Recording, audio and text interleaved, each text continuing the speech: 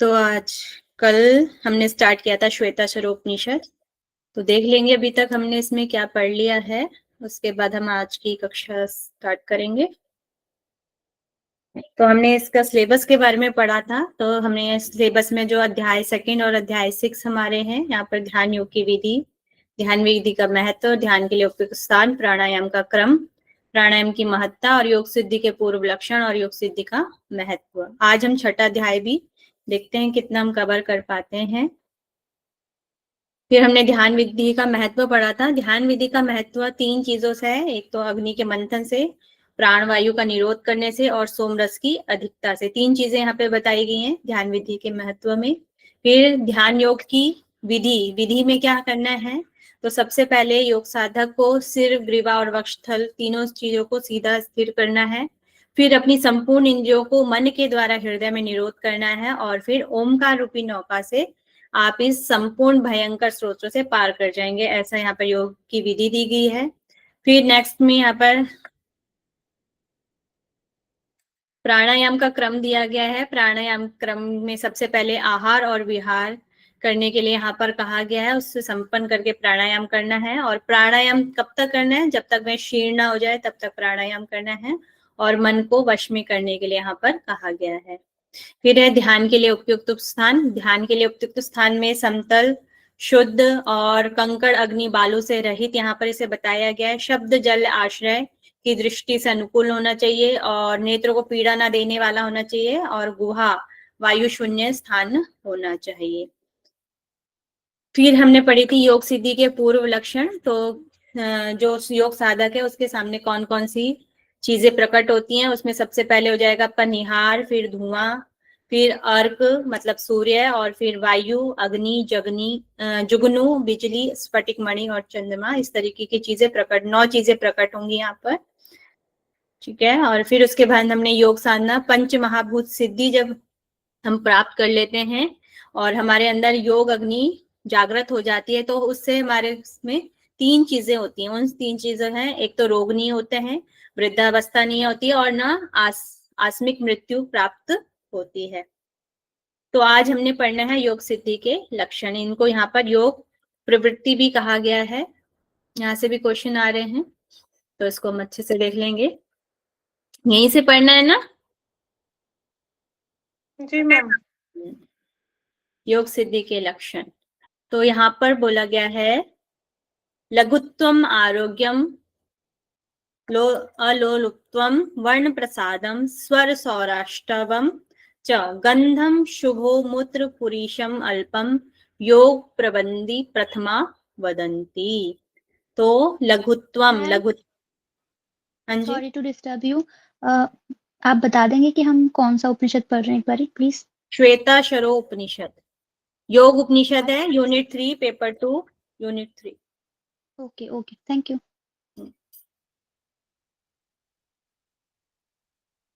तो सबसे पहले लघुत्वम, शरीर का हल्कापन, शरीर में हमारे हल्कापन होना चाहिए।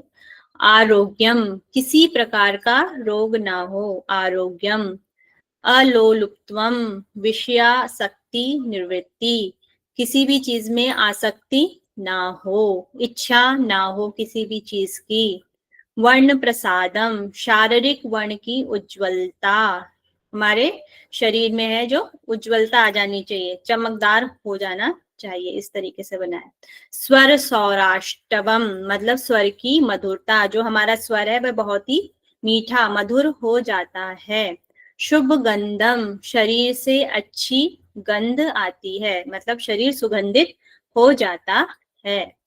मूत्र पुरीशम, मल और मूत्र अल्पम, कम हो जाता है, मल और मूत्र अल्प हो जाता है। प्रथमाम योग प्रवंतिम, योग की पहली सिद्धि वदंती, यह कह गई हैं। पहले जो आपने पढ़ा था वह योग सिद्धि से पहले की चीजें हैं, जब शुरुआत में है। यहाँ पर योग सिद्धि की पहली सीढ़ी, आप पहली सिद्धि पर है, तो ये चीजें आपके शरीर में आनी शुरू हो जाएंगी।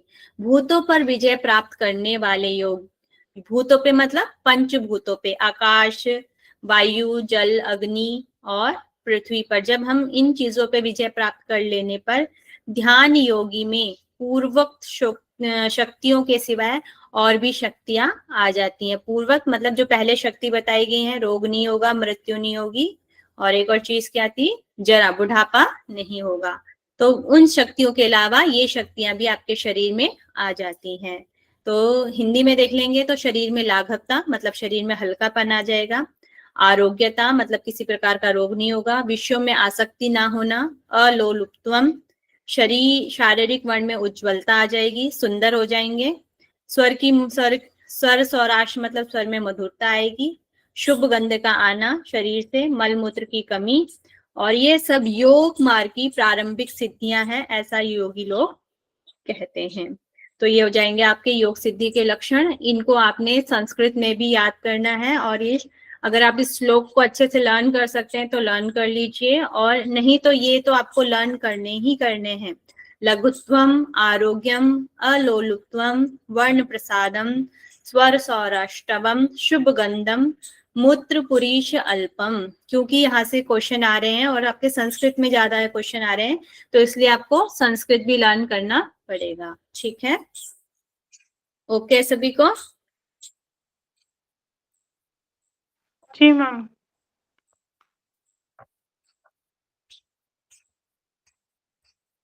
तो क्वेश्चन भी देख लेते हैं। ये दिसंबर 2019 का आया क्वेश्चन है। श्वेतासर उपनिषद के अनुसार निम्नलिखित सिद्धियों का अनुक्रम कीजिए। तो मुझे आपने 1, 2, 3, 4 में से आंसर देना है।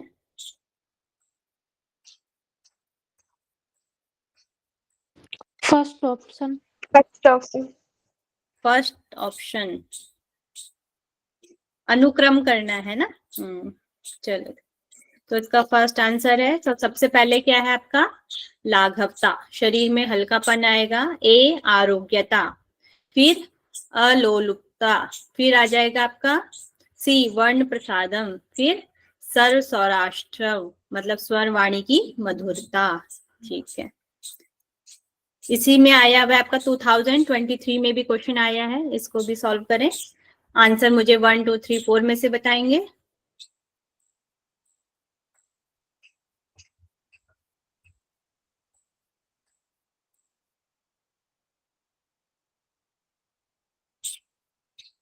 ऑप्शन कौन सा? सेकंड। सेकंड। तो इसका सेकंड, इसका राइट आंसर है ए, वर्ण प्रसादम। आम रोग तो उसमें है नहीं, ठीक है, आरोग्यम है, और यहाँ पर आम रोगम दिया हुआ है, तो ये नहीं आएगा। शुभ गंध, शुभ गंध है। लोलुप्त्वम, लोलुप्त्वम है या अलोलुप्त्वम है? अलोलुप्त्वम है, तो ये भी रॉन्ग हो जाएगा। और फिर आ जाएगा स्वर सौराष्ट्र, तो आ जाएगा आपका सेकंड राइट आंसर है ए, सी और ई। तो इसलिए हमें देखिए संस्कृत में भी आ रहे हैं, तो हमें संस्कृत में भी लर्न होने चाहिए। फिर आ जाते हैं हम योग सिद्धि का महत्व। ठीक है, यथैव बिंब मृदयो पलितम तेजोमय भ्रांजते ततम सुधांतम तदात्म त्वं प्रसीद मीक्षम देहि कृत कृतार्थो भवेत वीत शोकः। यथा, जिस प्रकार, मृदयो, मृदया मतलब मिट्टी, मिट्टी से, उपलिप्तम लिप्त होकर, मलिन होकर, जो तेजोमय प्रकाश युक्त बिंब, बिंब यहाँ पे रत्न से लिया गया है, कोई भी रत्न या आभूषण, तत् एव वही, सुधांतम भली भांति धुल जाने पर, भ्रांजते चमकने लगता है, तत्वा उसी प्रकार, देही शरीरधारी जीवात्मा जो है, आत्मतत्व मल आदि से रहित होकर आत्म तत्व को प्रसमीक्षय योग के द्वारा भली भांति प्रत्यक्ष करके, एक अकेला कैवल्य अवस्था को प्राप्त, वीत शोक, सब प्रकार के दुखों से रहित हो जाता है, कृतार्थ हो जाता है, कृतकृत हो जाता है, संतोष जने उसको प्राप्त हो जाता है, संतोष भवेत हो जाता है।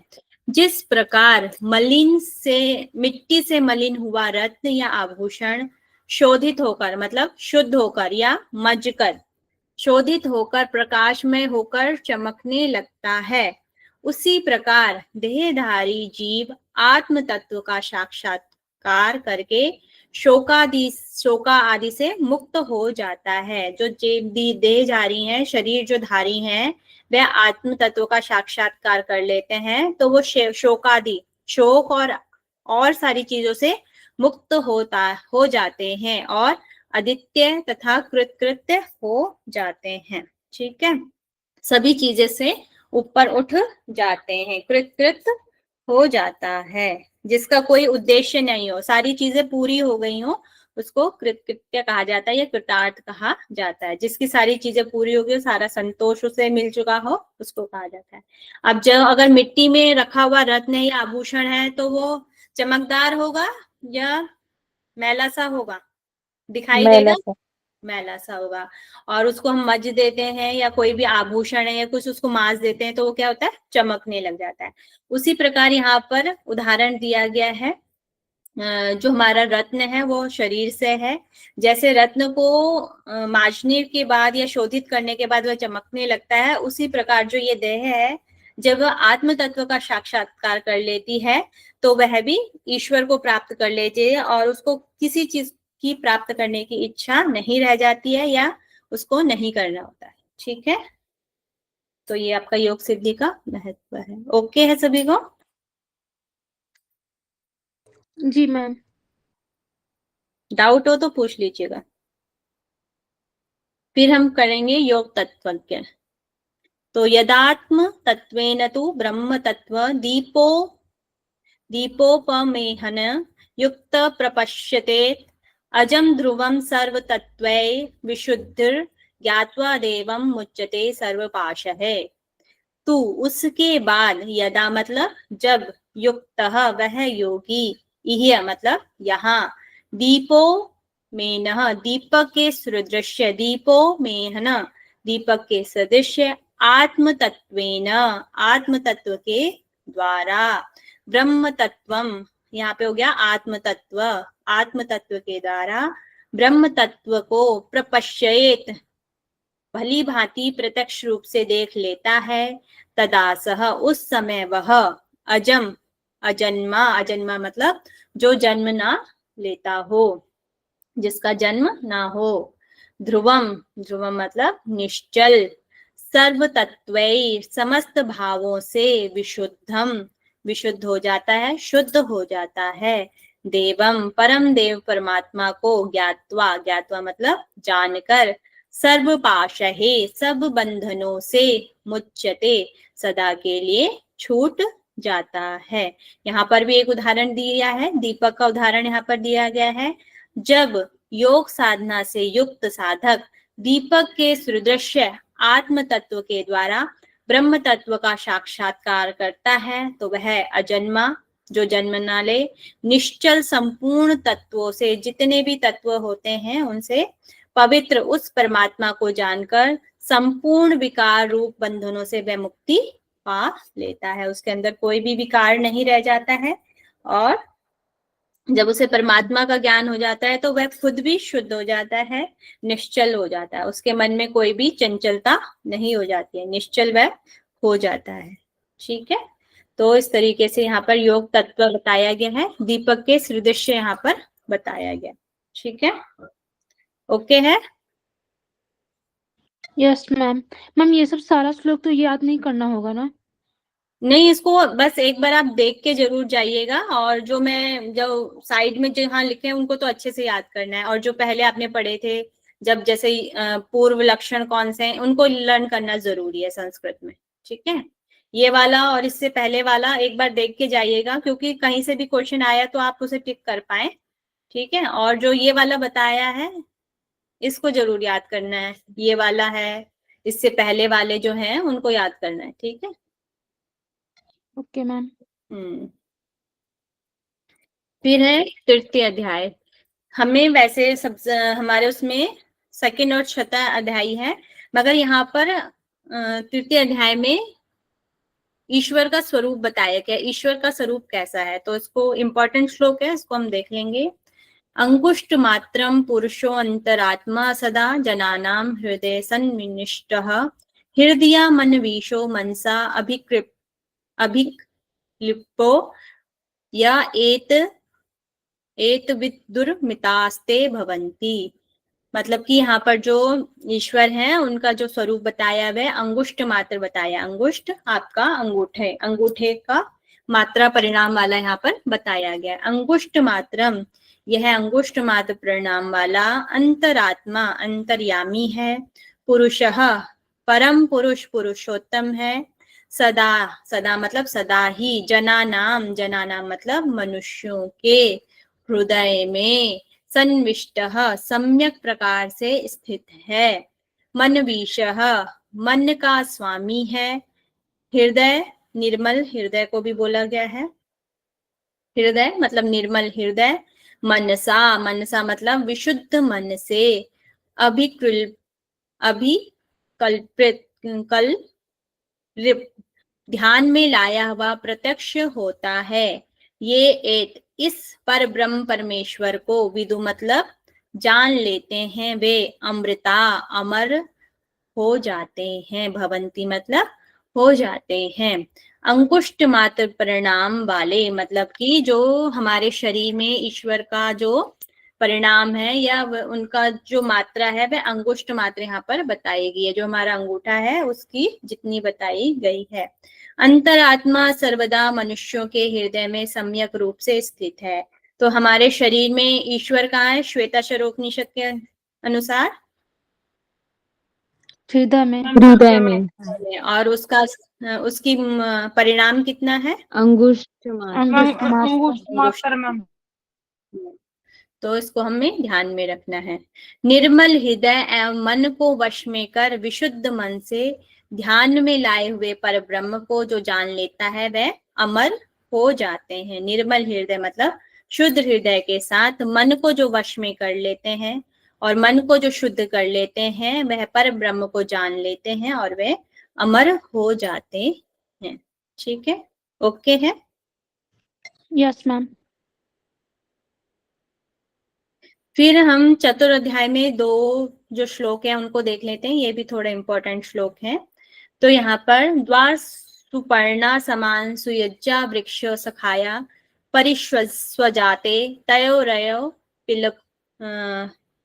पीपलम नक्षन अन्यो स्वाद्यत्य अभिचाक शीति। सुयज्जा, सुयज्जा मतलब सदा साथ रहने वाले। सखाया, सखाया मतलब परस्पर स्वभाव रखने वाले, मतलब कि या सख्य भाव मतलब मित्रता वाले भाव रखने वाले हैं, आपस में दोस्त हैं। द्वा, द्वा मतलब दो। सुपर्णा, सुपर्णा मतलब पक्षी। तो यहाँ पर पक्षी किसके लिए यूज हुआ है? जीवात्मा एवं परमात्मा के लिए यूज किया गया है। समानम एक ही है। वृक्षम परिष्व जाते, वृक्ष शरीर का आश्रय लेकर रहते हैं। इस शरीर में दो, एक पक्षी रहता है तो उसमें जीवात्मा और परमात्मा बताए गए हैं। दो पक्षी बताए गए, जीवात्मा और परमात्मा।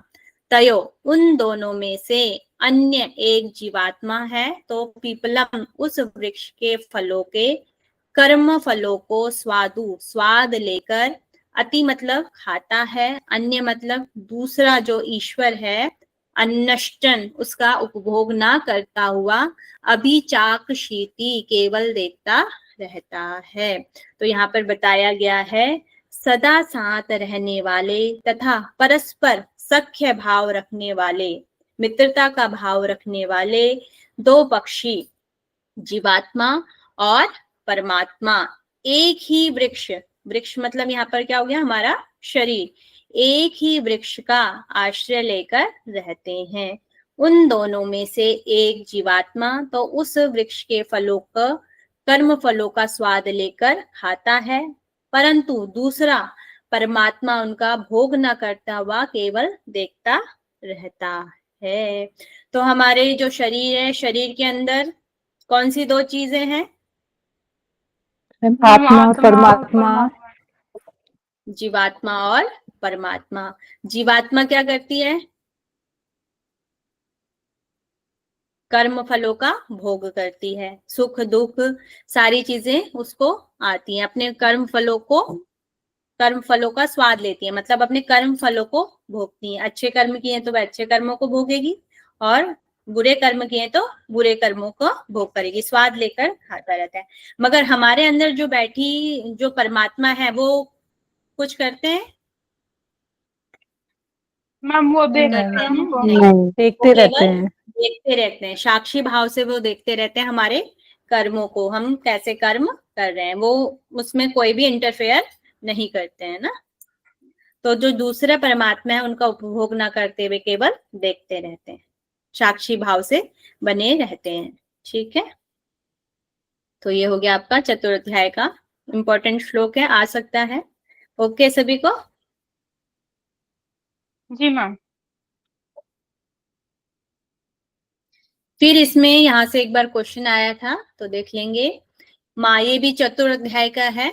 माया तु प्रकृतिम विद्यान माचिन्नम तम महेश्वरम तस्या वयम भूतेस्तु व्याप्तम सर्वमिदम जगत। तो यहाँ पर माया और मायापति परमेश्वर को जानने के लिए कहा गया है।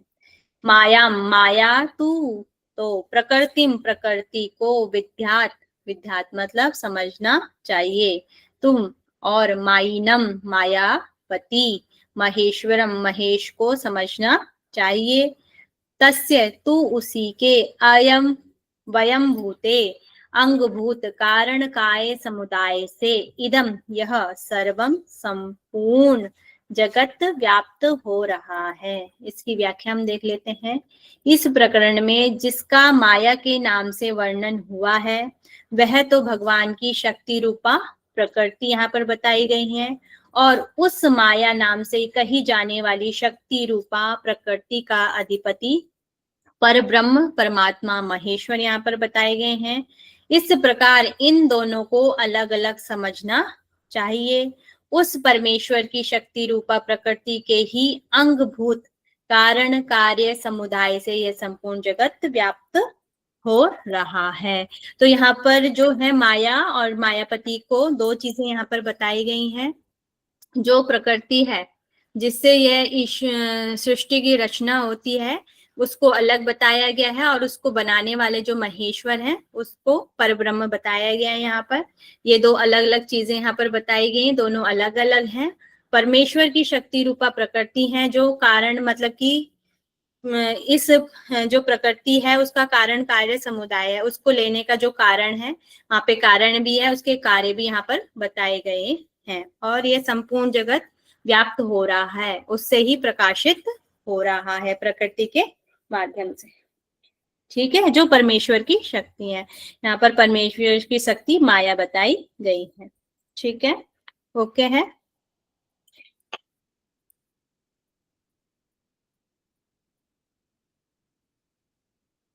मैम ये चौथा मैम अध्याय में ये से नहीं था।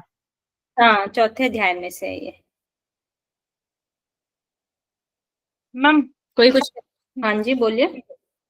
मैम इसमें दो चीज बताइए, एक माया, मैम मायापति, जो हाँ मायापति है मैम वो तो मैम परमात्मा, और हाँ जो मैम माया माया है मैम वो शक्ति, माया यानी शक्ति मैम जो हमको बोला गया मैम। हाँ, प्रकृति जो जो जैसे जड़ प्रकृति होती है ना, पर पुरुष और प्रकृति से मिलकर यह संसार मिला है पतंजलि के अनुसार और सांख्य जी दर्शन मैम। के अनुसार। हाँ, तो जो पुरुष हैं वो क्या हो जाएंगे? परमात्मा महेश्वर हो जाएंगे, और प्रकृति क्या हो जाएगी? उससे जब वो ऐड होंगे तो वो हो जाएगा ना, इसलिए। ठीक है। जी मैम। तो यहाँ से क्वेश्चन भी आया, क्वेश्चन देख लेते हैं। माया तु प्रकृतिम विद्यान चिंतमम महेश्वरम। उपरोक्त कथन के द्वारा किस उपनिषद से ईश्वर का स्वरूप वर्णित है? श्वेतांबर उपनिषद। तो श्वेताश्वरो उपनिषद, इस तरीके से आया हुआ ये क्वेश्चन है, और जबकि ये चतुर्थ अध्याय में से, तो ये इंपॉर्टेंट श्लोक था, इसलिए जो इंपॉर्टेंट लग रहा है वो मैं करा रही हूँ। ठीक, फिर हम देख लेते हैं छठा अध्याय। तो छठे अध्याय में परमेश्वर का स्वरूप हम पढ़ेंगे, परमेश्वर की महिमा पढ़ेंगे, भगवत प्राप्ति यहाँ पे 3 साधनों से बताई गई है, कर्मयोग, उपासना योग और ज्ञान योग से बताई गई है, और फिर हम पढ़ेंगे मोक्ष की प्राप्ति। ठीक है, तो ये 4 टॉपिक हैं इसमें। तो सबसे पहले हम देख लेते हैं परमेश्वर का स्वरूप।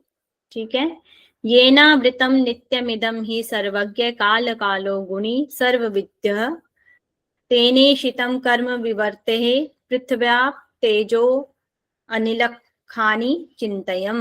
येन मतलब जिस परमेश्वर से इदम यह सर्वम संपूर्ण जगत नित्यम सदा आवृतम व्याप्त है, ढका हुआ है, यह जो ज्ञ मतलब ज्ञान स्वरूप परमेश्वर। ज्ञ किसके लिए यूज होता है?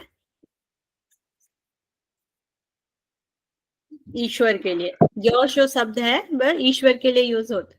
ठीक है, ज्ञान स्वरूप परमेश्वर ही मतलब निश्चय ही, कालः कालः काल का भी जो कालों का काल भी महाकाल, गुणी सर्व गुण संपन्न है, सर्ववित सबको जानने वाला है, तेना उससे मतलब ही इशितम शासित हुआ है, कर्म यह जगत रूप कर्म विवर्ते विभिन्न प्रकार से यथा योग्य चल रहा है, विवर्ते विभिन्न प्रकार से यथा योग्य चल रहा है।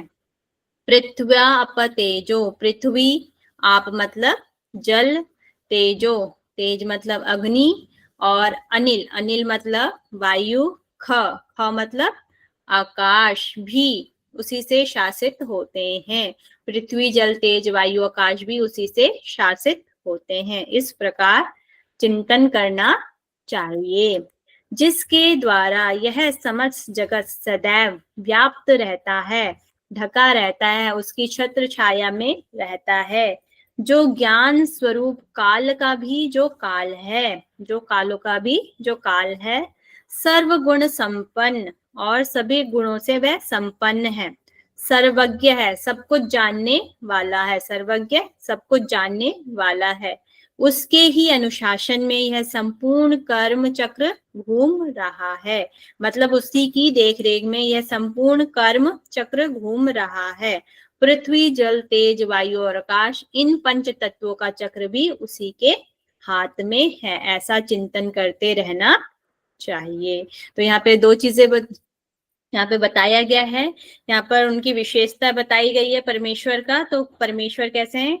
सर्वम है, सभी जगह व्याप्त है, नित्यम है, ठीक है, नित्य है, और आवृतम और सभी जो ये संसार है इसको ढके हुए, आवृतम है, ज्ञ है, ज्ञान स्वरूप परमेश्वर है, कालः कालः कालों के भी काल है, गुणी मतलब हो गया सर्वगुण संपन्न है, और सर्ववित मतलब सबको जानने वाले हैं। और यह जो संसार है, इस चक्र जो ये चक्र चल रहा है उन्हीं के अनुशासन में वह चक्र चल रहा है, और ये जो पंच तत्व हैं ये भी उन्हीं के हाथ में हैं, ऐसा यहाँ पर बताया गया है। तो यहाँ पे जो ये वर्ड है इनको भी हमने अच्छे से लर्न करना है। सर्वम नित्यम आवृतम ज्ञ काल कालः गुणी और सर्ववित, 7 वर्ड है यहाँ पर। ठीक है, आगे भी आएगा स्वरूप, एक और जगह है वहां से क्वेश्चन भी आया हुआ है, और हमें ये भी लर्न करना है। ठीक है, ओके है सभी को?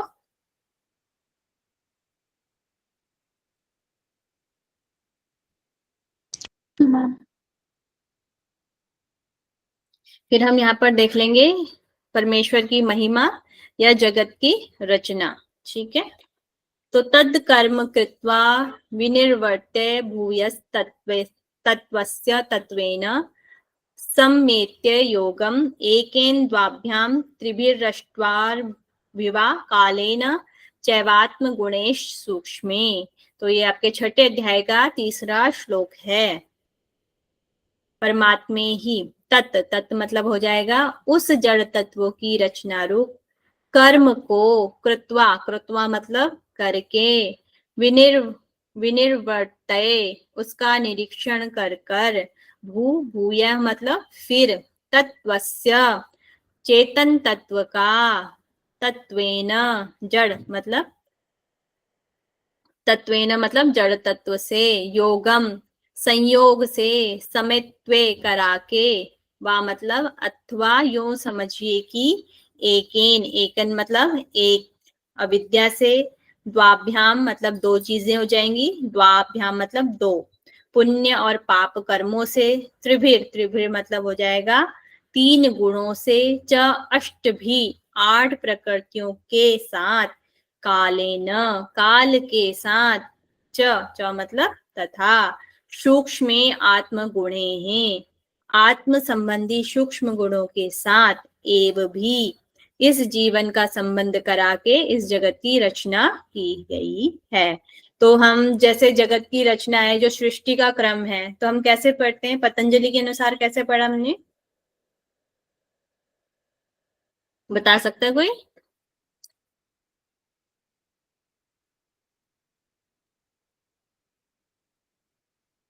मैम क्वेश्चन पूछिए अगेन। जैसे पतंजलि है या सांख्य दर्शन है, उसमें जगत के सृष्टि की रचना कैसे हुई है, सृष्टि का क्रम कैसे है?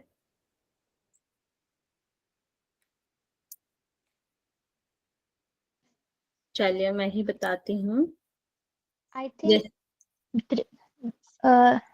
दृक् दर्शन शक्ति का जब मिलन होता है तब होता है, ठीक है। तो आगे उसकी रचना कैसे होती है? हमारा पुरुष प्रकृति मिलता है, उसके बाद क्या आता है? महत, महत आता है, ठीक है। महत के बाद अहंकार, अहंकार, अहंकार के बाद तीन गुण आते हैं। तो ये होता है आपका पुरुष प्रकृति, और पुरुष प्रकृति से महत, महत या बुद्धि, अहंकार, और सात्विक राजस तामसिक गुण आते हैं। सात्विक से 5 ज्ञानेंद्रिय, 5 कर्मेंद्रिय और 1 मन, और 5 तन्मात्राएं और 5 महाभूत। इस तरीके से सृष्टि का क्रम दिया गया है ना। तो इसी तरीके से यहाँ पर सृष्टि का क्रम दिया गया है। और जैसे हम और टेक्स्ट में पढ़ते हैं, जैसे हमने शिव संहिता में पढ़ा, शिव संहिता में हम पढ़ा अविद्या के साथ मिलकर हमारी सृष्टि की अविद्या, अविद्या से हमारा आकाश तत्व भाषित हुआ, आकाश से फिर क्या आया था? आकाश से वायु, वायु तत्व, वायु से अग्नि, अग्नि, अग्नि, अग्नि से अग्नि से फिर जल, जल और जल से पृथ्वी। पृथ्वी। पृथ्वी। तो ऐसे सभी के क्रम अलग हैं। तो हमारा अब हम पढ़ रहे हैं श्वेतासुरोपनिषद। श्वेतासुरो के उपनिषद के अनुसार सबसे पहले अविद्या यहाँ पर बताया गया है। अविद्या के यहाँ पर दो चीजें बताई गई हैं, धर्म या अधर्म, ये इसको पुण्य या पाप भी, कर्म भी कह सकते हैं, ठीक है। फिर 3 चीजें यहाँ पर सत्य रज तम गुण यहाँ पर बताए गए हैं। फिर यहाँ पर 8 प्रकृति भी बताई गई है, अष्टभी, 8 चीजें कौन कौन सी है? मन है, बुद्धि है, अहंकार है, और उसके साथ पंच तत्व है, आकाश, वायु, तेज और जल और पृथ्वी। ये 5 तत्व हो गए, या 8 अष्टभी, 8 प्रकृति यहाँ पर हो गई हैं, ठीक है। प्राकृतिक भेदों से तथा काल एवं सूक्ष्म आंतरिक गुण, सूक्ष्म आंतरिक गुण कौन से हैं? ममता, अहंता, इच्छा और आसक्ति के सहयोग से इस जगत की रचना की है। तो यहाँ पर प्रकृति के भेद बताए गए हैं, और उसके साथ सूक्ष्म आंतरिक गुण भी बताए गए हैं। सूक्ष्म आंतरिक गुण तो ये बताने के लिए, मगर जो आपका श्लोक है उसमें नहीं है। तो सूक्ष्म आंतरिक गुण क्या हो जाएंगे? ममता, अहंता, इच्छा और आसक्ति, ठीक है।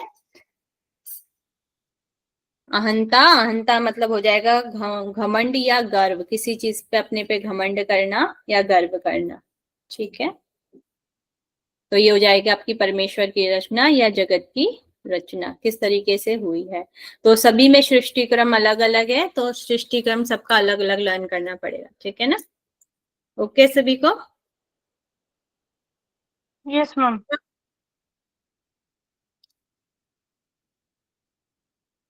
फिर यहाँ पर है भगवत प्राप्ति के उपाय। तो भगवत प्राप्ति हम 3 चीजों से यहाँ पर कर सकते हैं, कर्म योग, उपासना योग अर्थात भक्ति योग हो गया, और ज्ञान योग, ठीक है। कर्म योग, भक्ति योग, ज्ञान योग, मगर भक्ति योग को यहाँ पर उपासना योग कहा गया है, ठीक है। ओके है? Yes ma'am. तो सबसे पहले हम कर्म योग देख लेते हैं। आरंभ कर्माणि गुणान्वितानि भावश्च सर्वान् विनियोजयेत् येद्य तेषां भावे कृत कर्मनाश कर्मक्षय याति स तत्त्वयो अन्यः। यह जो साधक गुणान्वितानि सत्वादी गुणों से जो व्याप्त है, तो सत्व के अलावा कौन कौन से गुण होते हैं? मैम रजस और तम। रज और तम, रजस और तमस। तो सात्वादिक गुणों से व्याप्त है, जो सत्व के साथ साथ रज और तम गुणों से भी व्याप्त है। कर्माणि कर्मों को आरंभ करके, च तथा सर्वान समस्त भावान भावों को विनियोजते परमात्मा में लगा देता है, उसी के समर्पण कर देता है।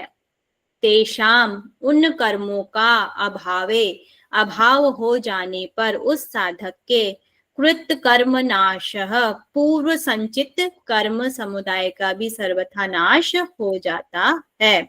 संचित कर्म कौन से होते हैं? जो हमने पिछले जन्म में किए, ठीक है, वो कर्म हम यहाँ पर भोग रहे होते हैं। तो कृत कर्म नाश, पूर्व संचित कर्मों का भी नाश हो जाता है। कर्मक्षय, और कर्मों का नाश हो जाने पर, इस जन्म में जो हम कर्म करते हैं उन कर्मों का भी नाश हो जाने पर, वह साधक याति, परमात्मा को प्राप्त हो जाता है, क्योंकि वह जीवात्मा तत्वत्व वास्तव में अन्य समस्त जड़ समुदाय से भिन्न चेतन है। तो इसका भावार्थ व्याख्या हम देख लेते हैं।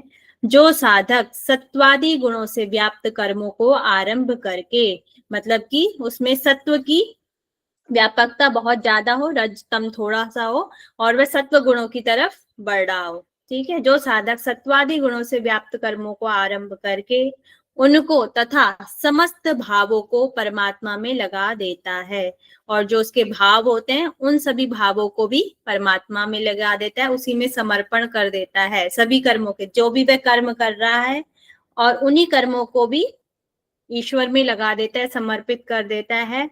उसके इस समर्पण से उन कर्मों का अभाव हो जाने पर उस साधक के पूर्व संचित कर्म समुदाय का भी सर्वथा नाश हो जाता है। इस जन्म के जो कर्म है वो भी नाश हो जाते हैं, और जो पूर्व से जो कर्म आ रहे हैं उनका भी नाश हो जाता है, अगर वह ईश्वर में समस्त भावों का समर्पण कर देता है ईश्वर में।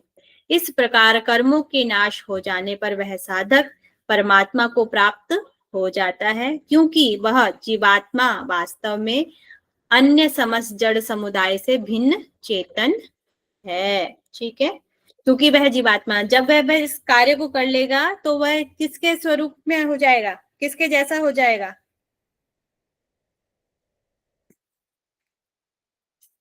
क्योंकि वह जीवात्मा वास्तव में अन्य समस्त जड़ समुदाय से भिन्न चेतन है। जो अपने सभी कर्मों का नाश कर देगा तो वह औरों से भिन्न हो जाता है, जड़ समुदाय से भिन्न हो जाता है, चेतन है, ठीक है, वह भी चेतन स्वरूप हो जाता है।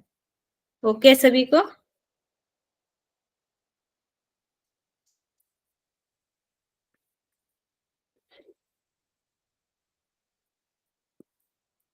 किसी को कुछ पूछना है? यस या नो? आवाज आ रही है मेरी? Yes ma'am. जी मैम। ठीक है, तो यह हो गया आपका कर्मयोग। नेक्स्ट हम देखेंगे उपासना योग। आदि संयोग निमित्त हेतु परिस्त्रिकाल दको परिस्त्रिकालदको अपि दृष्टः तम विश्वरूपं भवीत मीडियम देवं स्वचितं स्थमुपास्यं पूर्वम। सह मतलब वह, आदि कारण परमात्मा, त्रिकाल पर तीनों कालों से सर्वथा अतीत है। अकल मतलब कला रहित होने पर, अपि मतलब भी, संयोग निमित्त हेतु प्रकृति के साथ जीव का संयोग कराने में कारणों का भी जो कारण है, दृष्ट मतलब देखा गया। स्वचित स्थयम अपने अंतःकरण में स्थित है। तम मतलब उस विश्व रूपम सर्वरूप भवभूतम जगत रूप में प्रकट है। ईड्यम मतलब स्तुति करने योग्य है। पूर्वम पुराण पुरुष है। देवम उपास्य परम देव परमेश्वर की उपासना करके उसे प्राप्त करना चाहिए। तो यहाँ पर बताया गया है वह आदि कारण परमात्मा तीनों कालों से सर्वथा अतीत एवं कला रहित होने पर भी प्रकृति के साथ जीव का संयोग कराने में कारणों का कारण देखा गया है। तो वह आदि कारण परमात्मा जो सभी का आदि है, ठीक है, तीनों कालों से सर्वथा अतीत है, जिसका भूत वर्तमान और भविष्य पे जिसका कोई भी प्रभाव नहीं पड़ता है। त्रिकाल मतलब तीनों कालों से, भूत वर्तमान भविष्य, एवं कला रहित होने पर भी, उसके अंदर कोई कला नहीं होने पर भी प्रकृति के साथ जीव का संयोग कराने में कारणों का कारण देखा गया है। मतलब कि जो प्रकृति है, प्रकृति किसके द्वारा बनती है, किसकी इच्छा से बनती है? परमात्मा के। परमात्मा। तो वह कारणों का भी कारण देखा गया है। अपने अंतकरण में स्थित उस सर्वरूप और जगत रूप में प्रकट है। तो अपने अंतकरण में स्थित उस सर्वरूप और जगत रूप में प्रकट है, स्तुति करने योग्य है। तो स्तुति का क्या अर्थ हो जाएगा? उपासना करने योग्य है, भक्ति करने योग्य है। तो यहाँ से हम इसको ले सकते हैं, स्तुति करने योग्य है। पुराण पुरुष जो सबसे पुराना है, सबसे पहले से है, पुराण पुरुष परम देव परमेश्वर की उपासना करने उसे प्राप्त करना चाहिए, उसकी भक्ति करके उसे प्राप्त करना चाहिए, उसकी आराधना उसे करना चाहिए, उससे हम प्राप्त कर सकते हैं। ठीक है, तो ये हो जाएगा आपका उपासना योग। ठीक है, अब हम पढ़ेंगे इसका तीसरा ज्ञान योग। तो सवृक्ष काला कृतभिः परोऽन्य यस्मात् प्रपञ्चे परिवर्ततेयं धर्मावह पापनुदनं भगेशं ज्ञात्वात् मतस्य मृतं विश्वधाम। यस्मात् जिससे, अयम यह, प्रपंच मतलब यह संसार, प्रपंच, परिवर्तते निरंतर चलता रहता है, सह वह, वृक्ष काला कृत भी, इस संसार वृक्ष काल और आकृति आदि से परम सर्वथा अतीत है। ठीक है, सर्वथा अतीत है। और अतीत मतलब जिसके गुणों पर प्रभाव नहीं रहता है, वह अतीत है। अन्य भिन्न है, धर्मावहम धर्म की वृद्धि करने वाला, पादानुदम पाप का नाश करने वाला, भगेशम मतलब संपूर्ण ऐश्वर्य के अधिपति है, विश्वधाम समस्त जगत के आधारभूत परमात्मा को आत्मसथम अपने हृदय में स्थित, ज्ञात्वा जानकर, अमृतम अमृत स्वरूप पर ब्रह्म को प्राप्त हो जाता है। तो यहाँ पे 3 चीजें होगी आपकी, 3-4। एक तो धर्मावहम धर्म की वृद्धि करने वाला, पापनुदम पाप का नाश करने वाला, भगेशम संपूर्ण ऐश्वर्य का जो अधिपति है। और यहाँ पर जिससे यह संसार निरंतर चलता रहता है, वह परमात्मा इस संसार वृक्ष चक्र में काल आकार आदि से परे है। तो इसलिए जो संसार चक्र चल रहा है इससे भी परे है, काल मतलब समय से भी परे है, और आकार उसका कोई आकार भी नहीं है, इन तीनों चीजों से वह परे है। चक्र से, संसार चक्र से, काल से और आकार से आदि से परे है, क्योंकि वह निराकार पर ब्रह्म है तथा उससे भिन्न है। तो भक्ति योग में क्या आ जाएगा? उसका आकार आ जाता है। ज्ञान योग में आकार आता है, ज्ञान योग में क्या आता है? निराकार स्वरूप। तो यहाँ पर तो काल आकार आदि से परे है तथा उससे भिन्न है, धर्म के विस्तार और पाप का नाश करने वाला है। संपूर्ण ऐश्वर्य के स्वामी को जानकर साधक को आत्मा में स्थित उस विश्वधार विराट परमात्मा का तथा उसके अमृत स्वरूप को प्राप्त हो जाता है।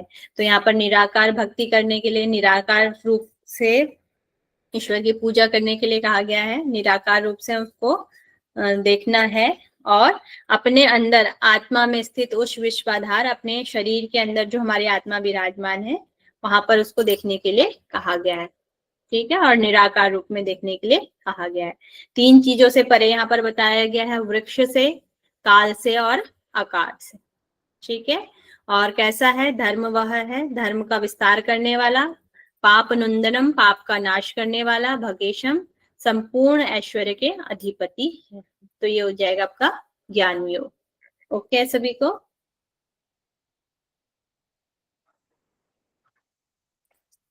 Yes ma'am. फिर अगर हम शॉर्ट में देखें, कभी कभी शॉर्ट से भी आ जाता है, मतलब छोटी, कर्म और कर्म फलों के समस्त भावों को परमात्मा में समर्पित कर देना ही कर्म योग है।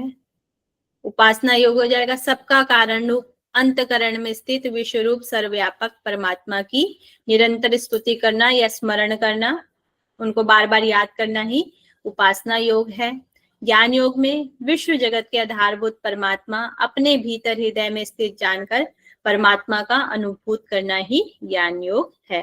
तो जहाँ पे सब कर्मों का अभाव हो जाएगा तो वो हो जाएगा कर्म योग, और जहाँ पर स्मरण या स्तुति करना हो जाएगा वह हो जाएगा उपासना योग, और अपने अंदर ही जो हमारी आत्मा है उसके अंदर ही परमात्मा की अनुभूति करना ही हो जाएगा आपका ज्ञान योग। तो ये तीनों हो गए आपके, कर्म योग, उपासना योग और ज्ञान योग। आगे करना चाहेंगे या ओवर करें? हम इतना काफी है।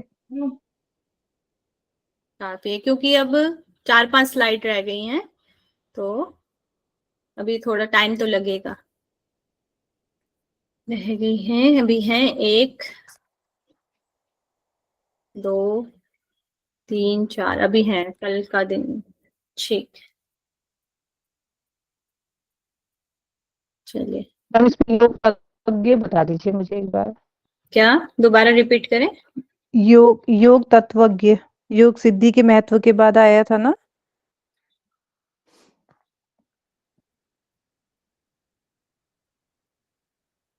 ये वाला? Yes ma'am. तो योग तत्वज्ञ में बोला गया है, जब योग साधक से युक्त साधक दीपक के सदृश, दीपक कैसा होता है? निश्चल होता है, उज्जवल होता है। दीपक के सदस्य आत्म तत्व के द्वारा ब्रह्म तत्व का साक्षात्कार करता है। जब हम अपने अंदर ही उस वॉइस ब्रेक हो रही है। वॉइस ब्रेक हो रहा है? अभी आ रही है? यस मैम, क्लियर है। यस मैम, अब आ गई। जब योग साधक युक्त साधक, जब योग करके साधक अपने अंदर योगमय अग्नि जगाकर जब अपने अंदर प्रकाश करता है ना, जब उसके अंदर अपना प्रकाश आ जाता है, जैसे योग साधक है वह अपने अंदर ही उस आत्मा को देखने लग जाता है। दीपक के सदृश आत्म तत्व के द्वारा ब्रह्म तत्व का साक्षात्कार करता है। उसके अंदर जो बैठी आत्मा है या जो पर ब्रह्म है उसका जब वह साक्षात्कार करता है, उसको वह देख लेता है, तब वह अजन्मा निश्चल संपूर्ण तत्वों से पवित्र उस परमात्मा को जान लेता है। तो वह उस ईश्वर को जान लेता है, बस यही है जो कि यहाँ पे ईश्वर का स्वरूप बताया गया है। वह अजन्मा है, वह जन्म नहीं लेता है, निश्चल संपूर्ण तत्वों से पवित्र है, मतलब उसके मन में कोई भी चंचल वैसे भाव नहीं है जैसे एक साधारण मनुष्य के होते हैं। निश्चल है, अटल है, मतलब कि वह संपूर्ण तत्वों से पवित्र है। उस परमात्मा को जानकर संपूर्ण विकार रूप बंधनों से वह मुक्ति पा लेता है। मतलब कि अंदर बैठी जो उसकी आत्मा है, उस आत्म तत्व को अगर वह जान लेता है, उसका साक्षात्कार कर लेता है, तो वह सभी बंधनों से मुक्त हो जाता है। ठीक है? Yes ma'am. ठीक, और किसी को कुछ डाउट है?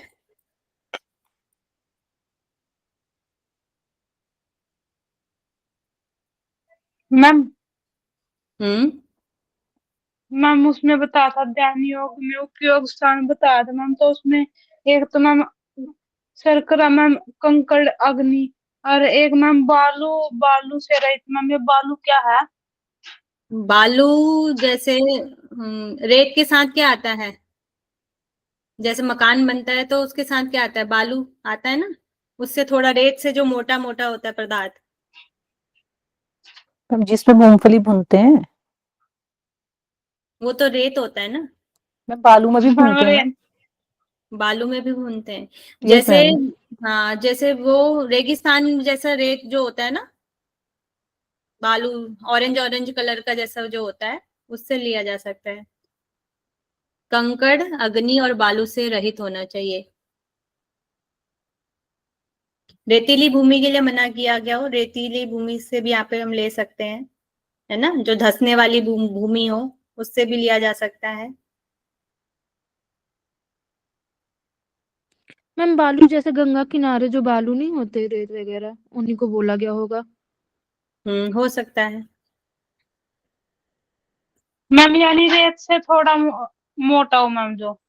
हाँ, यहाँ बालू उससे भी ले सकते हैं, रेत से भी ले सकते हैं, या उससे मोटा पदार्थ, या जैसे नदी के पास वाला जो स्थान होगा, रेतीला स्थान होगा, उसको भी ले सकते हैं। ठीक है, वैसा स्थान ना हो, ऐसा भी हो सकता है ना। जैसे कीचड़ वाला जो ज्यादा हो जाता, अगर रेतीली भूमि ज्यादा होती है तो वैसा स्थान ना हो। उस वक्त जैसी स्थिति होंगी उसके अनुभव के अनुसार उन्होंने लिखा होगा ना।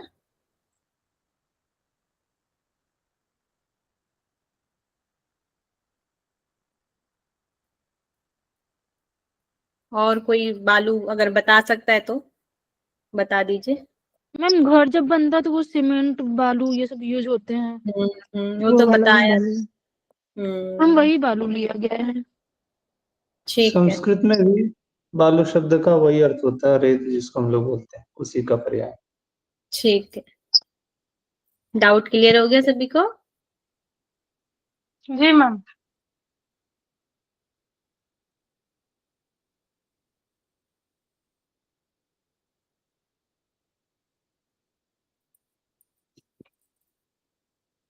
चलिए क्वेश्चन आंसर करके जाइएगा।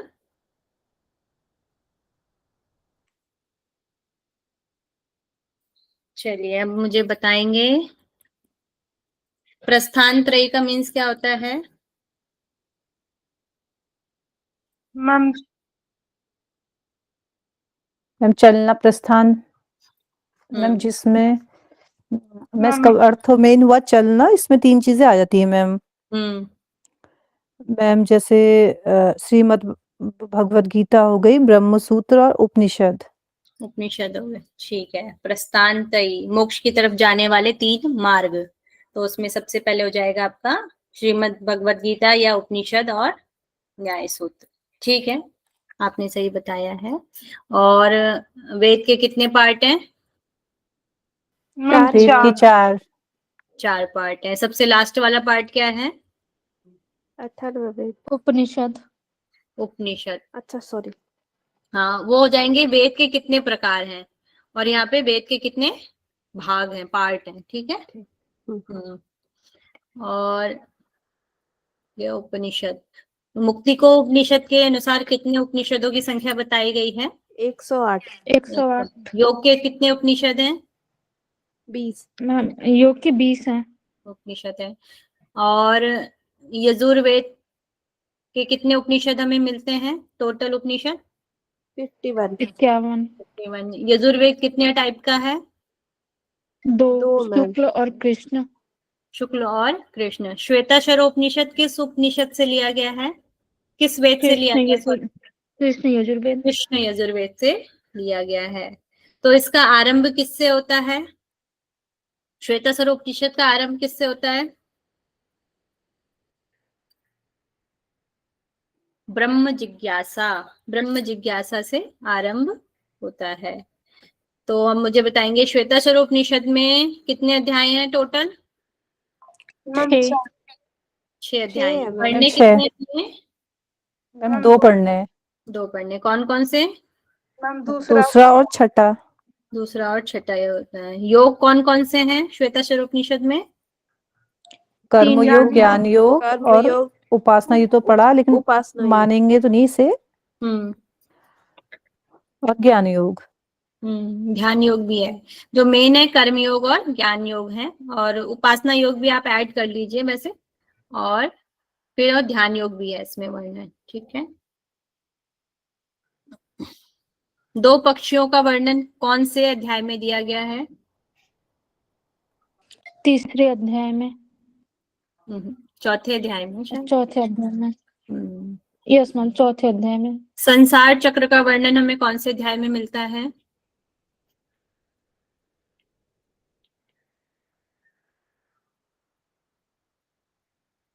पढ़ा था ना पहले वाली सैटरडे वाली क्लास में? मैम पहले अध्याय में पहले अध्याय में हमें संसार चक्र का वर्णन मिलता है। ठीक है। और इस बार सिलेबस में, सेकंड अध्याय के सिलेबस में क्या क्या चीजें हैं? मैम ध्यान योग की विधि, मैम स्थान, और मैम योग का महत्व, और मैम प्राणायाम का कर्म और उसका महत्व मैम, और योग मतलब मैम पुराना योग सिद्धि मैम के पहले के लक्षण और योग सिद्धि का महत्व। गुड।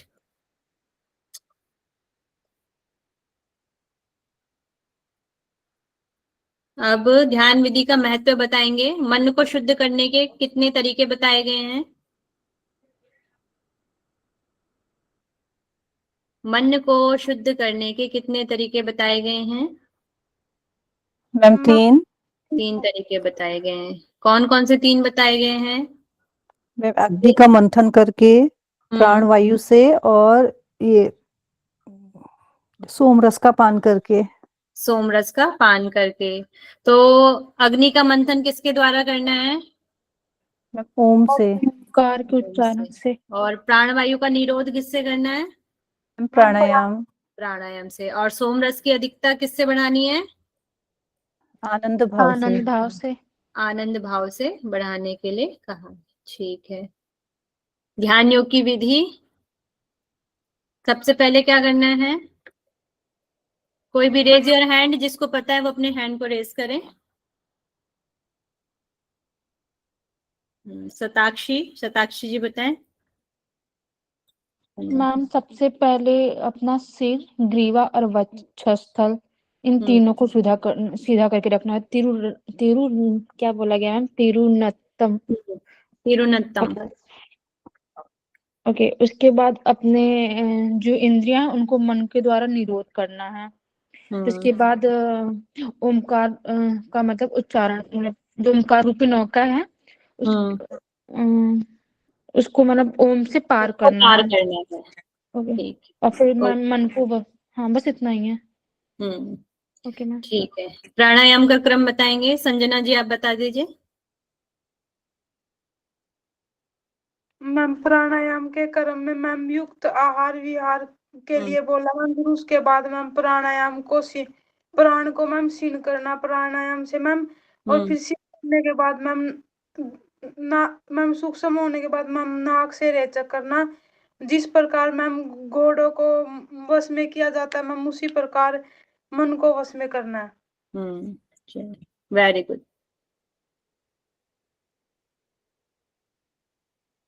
नेक्स्ट, ध्यान के लिए उपयुक्त स्थान। किसी ने लर्न किया है श्लोक? मैम याद तो किया था, भूल जा रही। चलो एक बार बता दीजिए, देख लेते हैं। मैम सबसे पहले है समय सूचे, समय सूचो, वहनी बालुका विवर्जते, शब्द जल जलाशयादि मनुकुलिन तु चक्षु।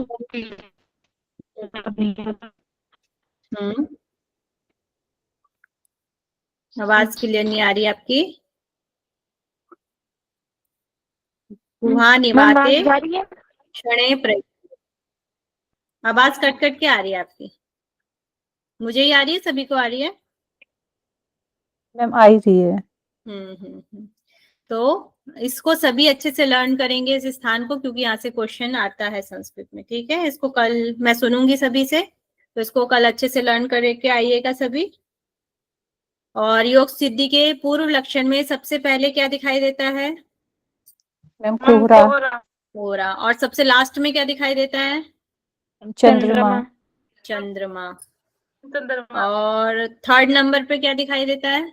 कोहरा धुआं, अच्छा सूर्य। थर्ड नंबर पर सूरज, अर्क, सूर्य है। सूर्य या अर्क? अर्क हो जाएगा आपका संस्कृत में और सूर्य हो जाएगा आपका हिंदी में। ठीक है। और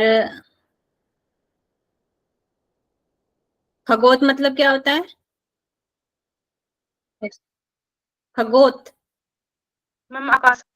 जुगनू। ठीक है। जुगनू, और जुगनू होता है। अनिल मतलब क्या होता है? अग्नि, अनल होता है। अनल मतलब अग्नि, अनिल मतलब वायु। वायु। ठीक है। और विद्युत हो गया। ठीक है, इसको भी लर्न कर लेंगे। पंचमहाभूत सिद्धि होने पर क्या होता है? मैम बुढ़ापा नहीं होता, आकस्मिक मृत्यु नहीं आती और कोई रोग नहीं होता। कोई रोग नहीं होता।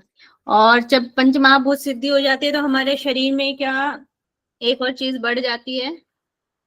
क्या हो जाता है? योगी अग्नि में हाँ, शरीर शरीर हो जाता है। योगामय अग्नि के द्वारा भाषित हो जाता है। ठीक है। आज हमने पढ़े योग प्रवृत्ति। योग प्रवृत्ति कितनी टाइप की बताई गई है? योग सिद्धि के लक्षण। पहली सिद्धि कितनी? मैम 7 प्रकार। शरीर में कितनी चीजें हमारे 7 लक्षण दिखाई देने लगते हैं। सबसे पहला लक्षण क्या है? लघुत्वम, मैम शरीर हल्का हो जाता है। लघुत्व, लघुत्वम आरोग्यम, अलोपलुत्वम, आरोग्य, वर्ण प्रसादम, सौर स्वस्थम, गंध शुभ, मुक्त पुरुष अल्पम। वेरी ये गुड। 7 लक्षण। तो इसको भी अच्छे से संस्कृत में लर्न कर लेंगे सभी। कल थोड़ी क्लास कम है तो आप सब ये सब याद करके आइएगा, मैं सबसे पूछूंगी। ठीक है। मैम कम है कल क्लास है? कल कुछ स्लाइडें, ज्यादा स्लाइड नहीं है, 4-5 स्लाइडें होंगी, तो हम कल सुन सकते हैं ना। फिर नेक्स्ट से, फिर अगले से योग कुंडली उपनिषद स्टार्ट करेंगे नेक्स्ट डे से। ठीक है। और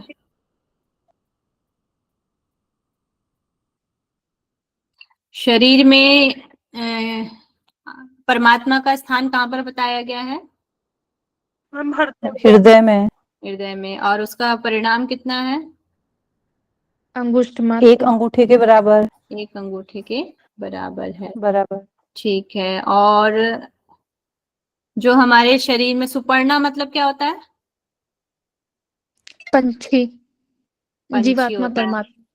जीवात्मा और परमात्मा। पंछी 2 प्रकार के बताए गए हैं, जीवात्मा और परमात्मा। ठीक है। तो जो जीवात्मा है वो क्या करता है? वो मैम कर्म कर्म का फल को भोगता है। कर्म का फल भोगता है। और परमात्मा मैम बस देखते रहते हैं। देखते रहते हैं। ठीक है।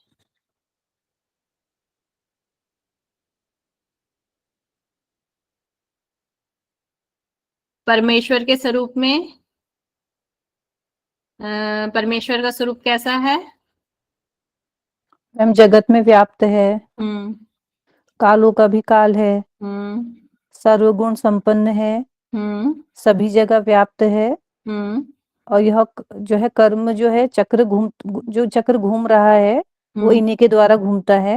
हम्म और पृथ्वी, जल, आकाश, तेज, इन सब पर जो है इन्हीं का ही नियंत्रण है और इसी चक्र को ये घुमाते रहते हैं, इन्हीं का ही हाथ है। ठीक है। चलिए, और अब मुझे बताएंगे जगत की रचना। जगत की रचना में क्या क्या चीजें हैं?